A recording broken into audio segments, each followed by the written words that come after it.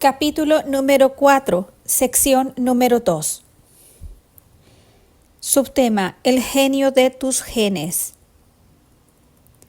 La respuesta a esta pregunta llevó a una nueva idea. Los genes debían trabajar en una cooperación sistemática los unos con los otros para que muchos se expresaran o activaran o inhibieran o desactivaran al mismo tiempo en la célula. La combinación de los genes que se activan en un determinado momento es lo que produce todas las distintas proteínas de las que dependemos para vivir. Imagínate la guirnalda de lucecitas de un árbol navideño. Algunas parpadean juntas y otras se apagan al mismo tiempo. O los edificios de una ciudad recortados contra el horizonte nocturno, con las luces de las habitaciones de cada edificio encendiéndose o apagándose a medida que transcurre la noche. Aunque esto no ocurre al azar, el genoma o las hebras del ADN saben lo que cada una de las otras partes está haciendo en una interconexión sumamente coreografiada. Cada átomo, molécula, célula, tejido y sistema del cuerpo funciona a un nivel de coherencia energética que equivale al del estado del ser intencionado o involuntario, consciente o inconsciente, de la personalidad individual. Así que es lógico que los genes puedan activarse o encenderse o desactivarse, apagarse, debido al entorno del exterior de la célula, lo cual algunas veces significa el entorno dentro del cuerpo, el estado del ser emocional, biológico, neurológico, mental, energético e incluso espiritual, y otras al entorno exterior al cuerpo, un trauma, la temperatura, altitud, contaminación, bacterias, virus, comida, alcohol, etc. En realidad, los genes se clasifican por la clase de estímulo que los activa y desactiva. Por ejemplo, los genes que dependen de la experiencia o la actividad se activan cuando estamos teniendo experiencias nuevas, asimilando una nueva información y curándonos. Estos genes generan síntesis proteicas y mensajeros químicos para ordenar a las células madre que se metamorfoseen en cualquier tipo de células que uno necesite en ese momento para curarse. Entre paréntesis, dentro de poco trataré con más detalle las células madre y su papel en la curación.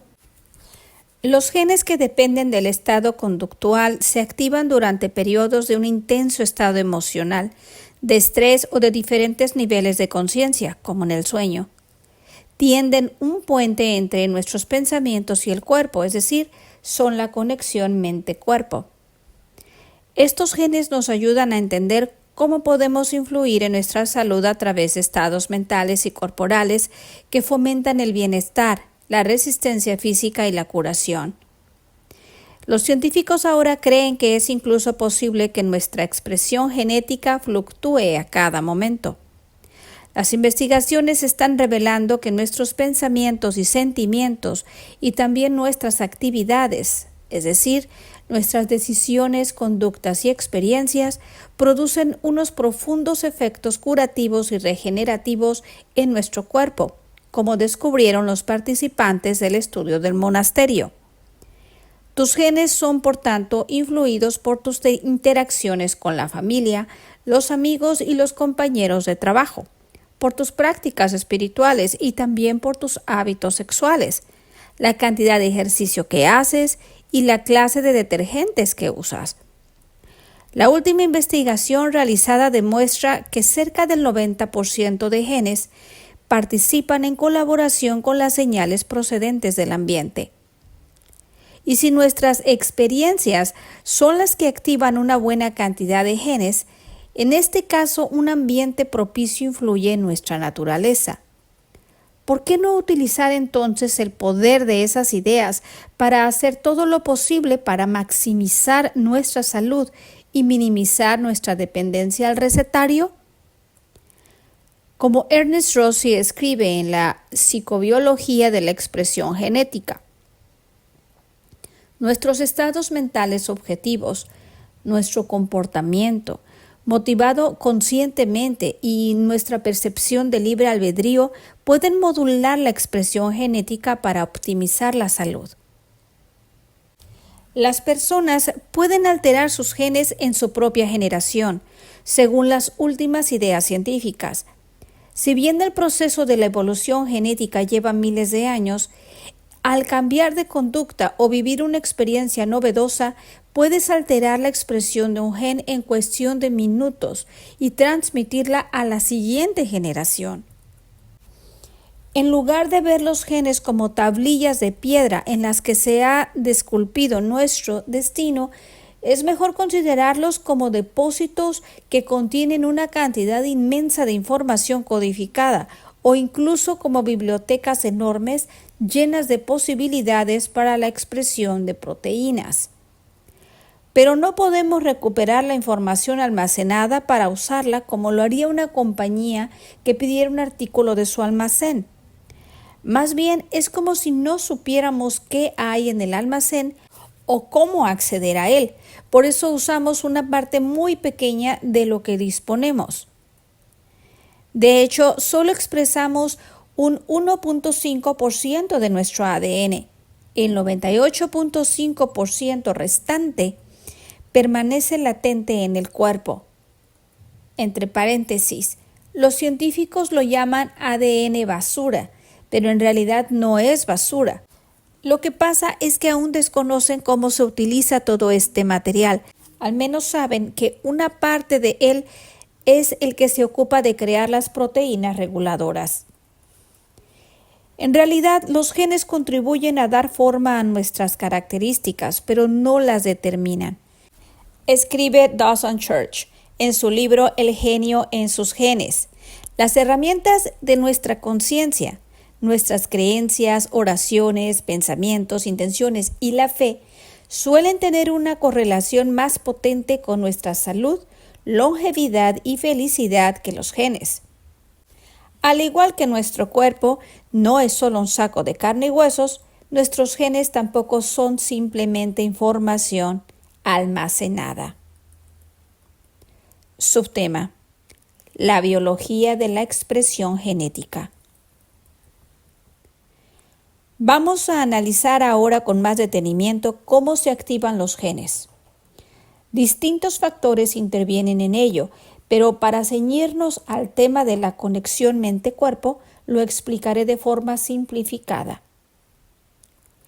En cuanto un mensajero químico, por ejemplo, un neuropéptido, del exterior de la célula, del entorno, se acopla a la estación de acoplamiento de la célula y atraviesa la membrana celular, entra en el núcleo, donde se encuentra con el ADN.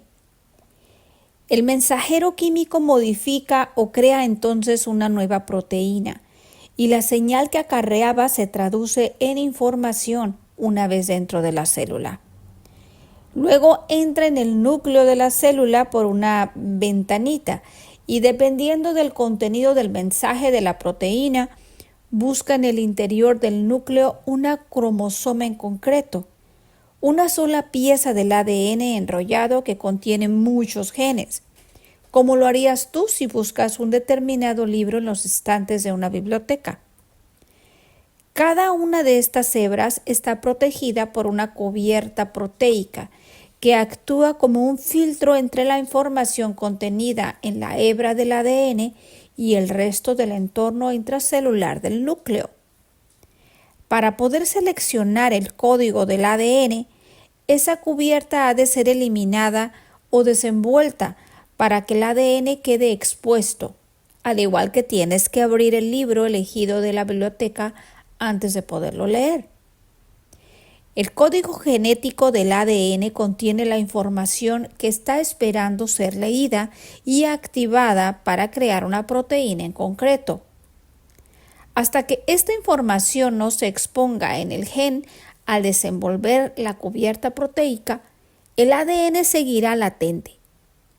Es un almacén en potencia de información codificada esperando ser descifrada o abierta. El ADN se puede considerar como una lista de potenciales que está esperando recibir instrucciones para fabricar las proteínas que regulan y mantienen todos los aspectos de la vida. En cuanto la proteína selecciona el cromosoma, la cubierta que recubre el ADN se abre. Entonces, otra proteína regula y prepara toda una secuencia genética del interior del cromosoma. Considérala como un capítulo del libro, para leerla de cabo a rabo. En cuanto el gen queda expuesto y es leído, se elimina la cubierta proteica. Y la proteína reguladora que lo lee produce otro ácido nucleico llamado ácido ribonucleico. Ahora el gen se expresa o se activa. El ARN sale del núcleo de la célula para unirse a una nueva proteína procedente del código que acarrea el ARN. Ha pasado de ser un plano con un potencial latente a convertirse en una expresión activa.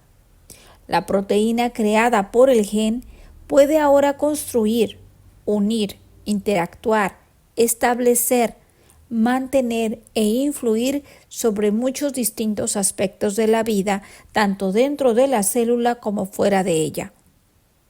Las figuras 4.2a, 4.2b, 4.2c y 4.2d muestran una visión general del proceso. El cuerpo, a modo de un arquitecto reuniendo toda la información necesaria para construir una estructura a partir de un plano, recibe las instrucciones que precisa para crear las moléculas complejas que nos mantienen vivos y que actúan según cuáles sean los cromosomas de nuestro ADN. Pero antes de que el arquitecto lea el plano, es necesario sacarlo de su tubo de cartón y desplegarlo. Hasta entonces no es más que información latente esperando ser leída. Con la célula también ocurre lo mismo. El gen se mantiene inerte hasta que la funda proteica se abre y la célula decide leer la secuencia genética.